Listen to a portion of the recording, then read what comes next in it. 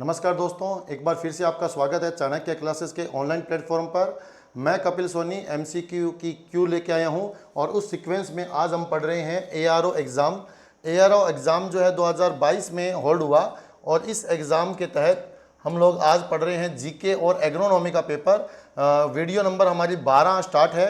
29 अगस्त 2022 को ये जो एग्ज़ाम है ये होल्ड हुआ था और उसी पे आज हम चर्चा कर रहे हैं। इसके अंदर आज हम जो पढ़ने जा रहे हैं, इस पेपर के अंतर्गत आज हम जो पढ़ने जा रहे हैं, लगभग ये 150 प्रश्न का पेपर था और इसके अंदर लगभग 8 क्वेश्चन जो हैं ये हमें आज पढ़ने हैं जो कला और संस्कृति से संबंधित आए हैं।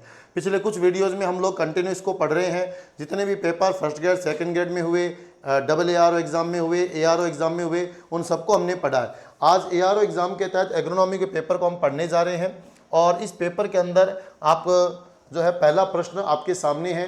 7-8 प्रश्न लगभग इसके अंतर्गत आए हैं। पिछले कुछ वीडियो में आप लोगों ने खूब सारा स्नेह और प्रेम दिया और वैसे ही स्नेह और प्रेम आगे की वीडियोज़ में आप देते रहिएगा। यहाँ पर आप लोगों को ध्यान रहना है, पहला प्रश्न आ रहा है, निम्नलिखित में से कौन सा युग्म सही सुमेलित नहीं है। ध्यान रखना है, सही सुमेलित नहीं है, इस पर हमको चर्चा करनी है। तो पहला है संत रामचरण जी शाहपुरा, हरि रामदास जी सिंगथल, संत दरियाव जी रेवासा, संत रामदास जी खेड़ापा। ये जो आपके सामने आ रहा है ये सब कुछ राम स्नेही संप्रदाय से संबंधित है। राम स्नेही संप्रदाय है जिसके अंदर आपको याद रखना है भगवान राम मतलब दशरथ के पुत्र राम नहीं, राम नाम की पूजा का प्रावधान है। राम के नाम की पूजा का प्रावधान है और ये प्रावधान आपको याद रखना है राम स्नेही संप्रदाय में है। इस राम स्नेही संप्रदाय का प्रवर्तक जो है वो रामचरण दास को ही कहा जाता है। इन्होंने अपनी मुख्य पीठ जो स्थापित की थी वो शाहपुरा में की थी। संत हरि रामदास जो है इन्होंने अपनी मुख्य पीठ सिंगथल में स्थापित की। ये सब संतों का संबंध इसी से चल रहा है। संत दरियाव जी ये रेवासा नहीं है, संत दरियाव जी की जो शाखा है वो रैन में है।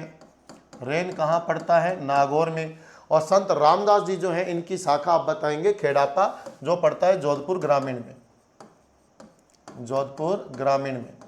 और ये जो सिंगथल है ये आपका पड़ेगा बीकानेर में और शाहपुरा डिस्ट्रिक्ट में ही है। तो बाकी सब सही है। इसका जो उत्तर आप लोगों के लिए बनना था वो बनना था संत दरियाव जी, ये आपको याद रखना है। चलें अगले प्रश्न की ओर। संप्रदाय मैंने बता ही दिया है कौन सा है, राम से नहीं है। ये वही संप्रदाय है जिसके अंदर फूलडोल मेला लगता है, हम पहले बात कर चुके हैं। ये वही संप्रदाय है जिसके अनुयायी गुलाबी रंग के वस्त्र पहनते हैं। तो ये दो बातें आप याद रखिएगा। अगले प्रश्न की ओर चलते हैं।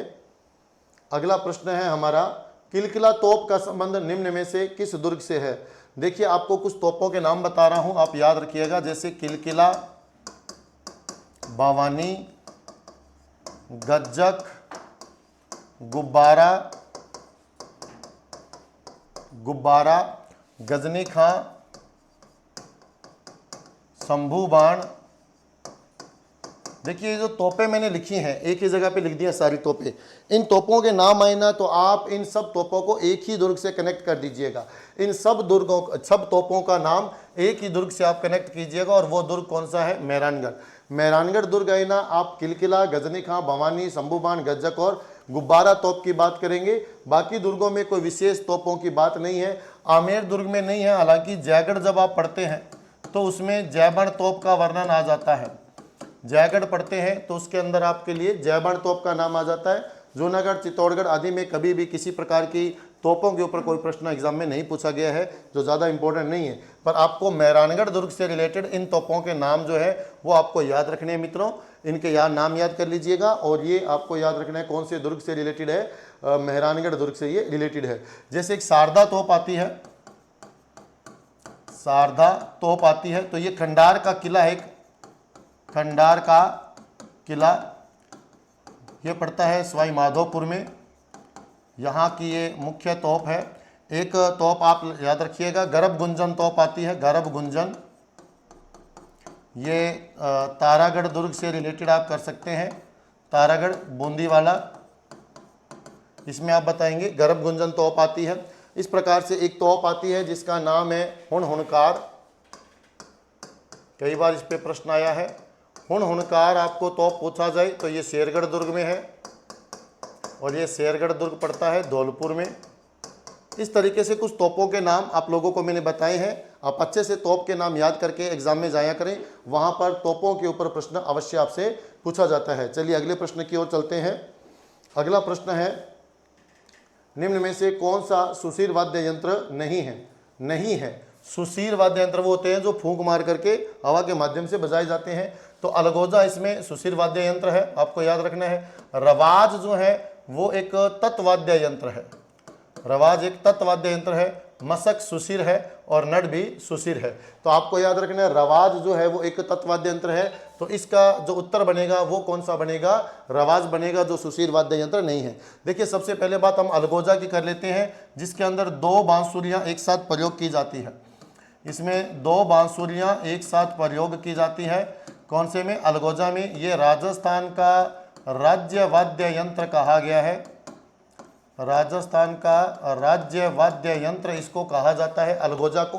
अलगोजा की बात आए तो इससे रिलेटेड कलाकार आपको पूछा जाए तो रामनाथ चौधरी जो है वो अलगोजा से रिलेटेड प्रमुख कलाकार हैं, ये आपको याद रखना है। फिर बात आती है मशक की। मशक जो होता है एक बड़ा गुब्बारे जैसी आकृति का वाद्य यंत्र होता है, जिसके अंदर कई प्रकार की शहनाइयाँ जो है वो लगी होती है। इसके अंदर कई प्रकार की शहनाइयाँ इसमें लगी होती है, और इनपुट करने के लिए इसके अंदर यहाँ से फूंक मार के इनपुट करने के लिए भी एक पॉइंट लगा होता है।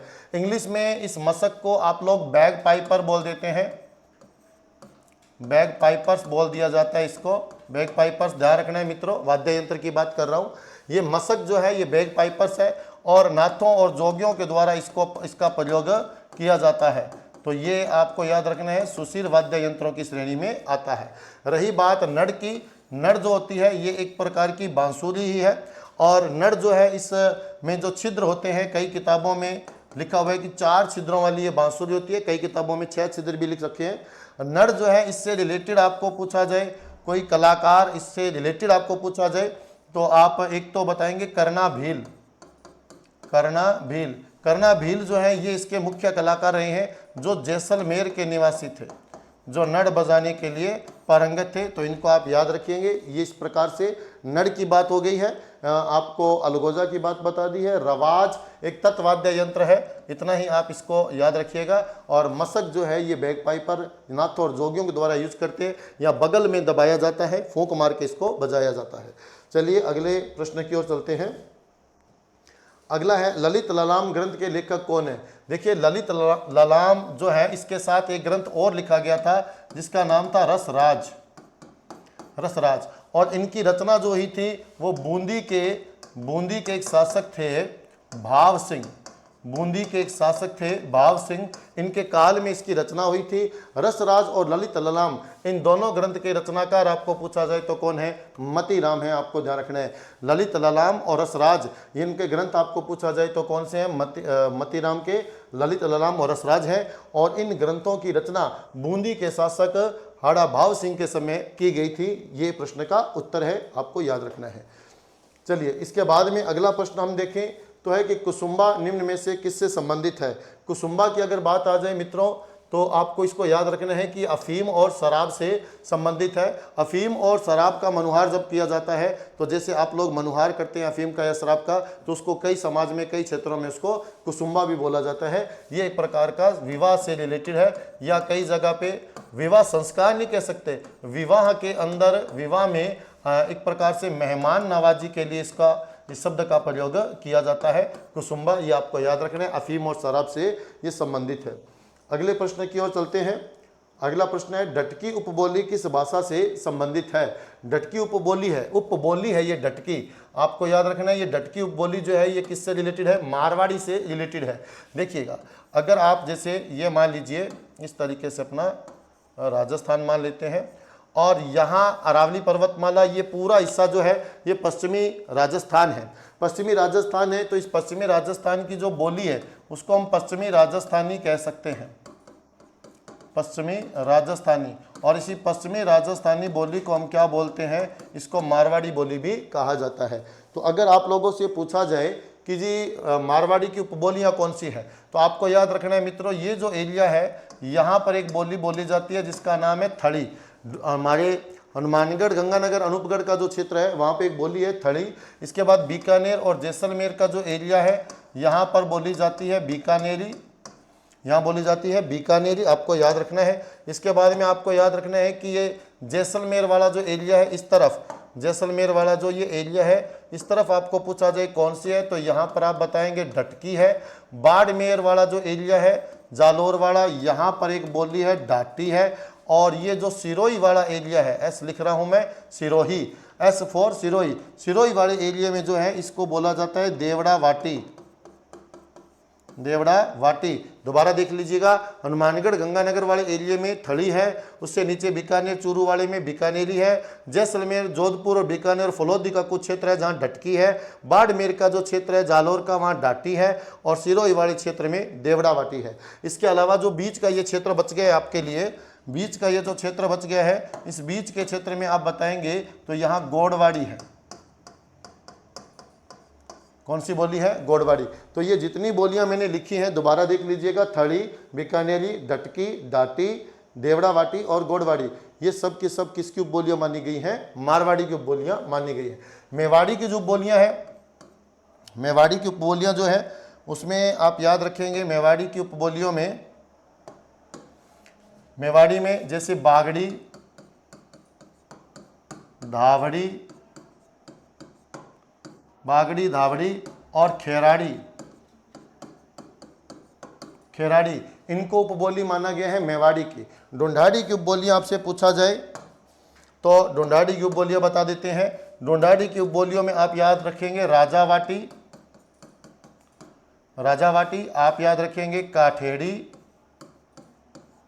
काठेड़ी, आप याद रखेंगे चौरासी, तोरावाटी और नागरचौल,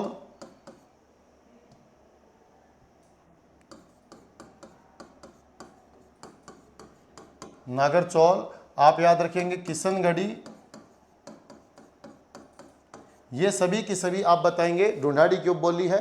हाड़ौती की कोई विशेष उपबोलियां उपलब्ध नहीं है, तो इतनी उपबोलियां आपको बता दी। मारवाड़ी वाली इस तरफ आ गई, मेवाड़ी, ढूंढाड़ी की बोलियां आपके सामने हैं। चलिए अगले प्रश्न की ओर चलते हैं। अगला प्रश्न है,